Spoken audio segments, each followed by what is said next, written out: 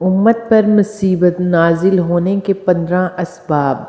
حضرت علی بن ابی طالب کرم اللہ وجہہ سے روایت ہے کہ رسول اللہ صلی اللہ علیہ وآلہ وسلم نے ارشاد فرمایا، جب میری امت 15 چیزیں کرنے لگے تو اس پر مصیبت نازل ہوگی۔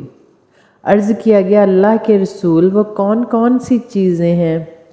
آپ نے فرمایا، 1، جب مال غنیمت کو دولت سمجھا جائے۔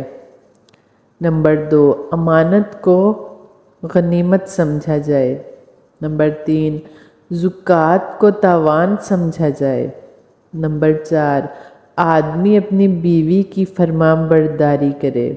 نمبر 5، اور اپنی ماں کی نافرمانی کرے۔ نمبر 6، اپنے دوست پر احسان کرے۔ نمبر 7، اور اپنے باپ پر ظلم کرے۔ نمبر 8، مسجد میں آوازیں بلند ہونے لگیں۔ نمبر 9، رذیل آدمی قوم کا لیڈر بن جائے۔ نمبر 10، شر کے خوف سے آدمی کی عزت کی جائے۔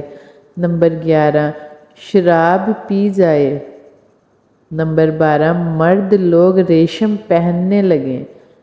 نمبر 13، گھروں میں گانے والی لونڈیاں رکھی جائیں۔ نمبر 14، اور باجے رکھے جائیں۔ نمبر 15، اور اس امت کے آخر میں آنے والے پہلے والوں پر لعنت بھیجیں۔